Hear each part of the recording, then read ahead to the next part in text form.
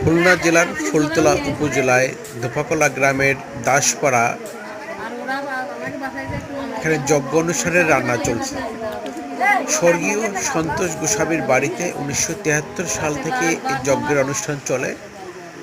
এখানে বৌদিরা এবং কাকিরা সাথে শালিরা মিলে রান্নাবান্নার কাজ চলছে। এখানে যাদেরকে দেখতে পাচ্ছেন, এই যে সুন্দরী, ইনি হলে আমার ছোট শালী, আর পাশে যে মোটাজন বসে আছে উনি হলো আমার মেজ শালী, আর পিছনে যে দাঁড়ানো সাদা শার্ট পরা ইনি হলেন গৌতম কুমার দাস।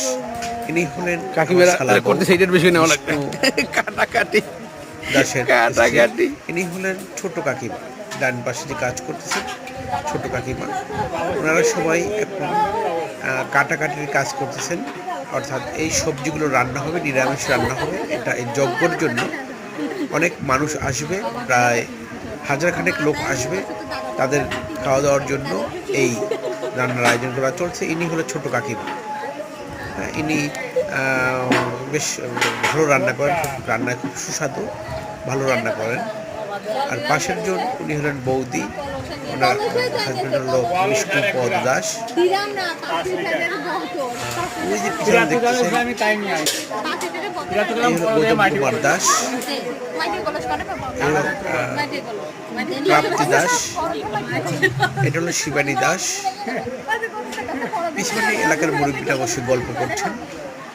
আর এটা হলো আমার মেজ শালী হৈমন্তী দাস।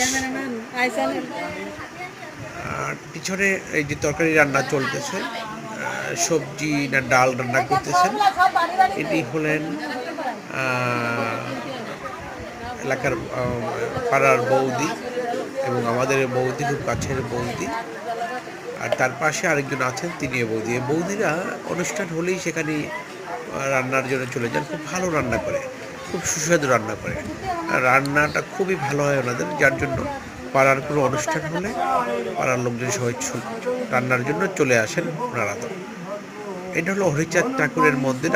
আমার শ্বশুর বাড়িতে মন্দিরটি, শ্বশুর বাড়িতে যজ্ঞটা হয়ে থাকে, প্রচুর লোকের সমাগম হয়।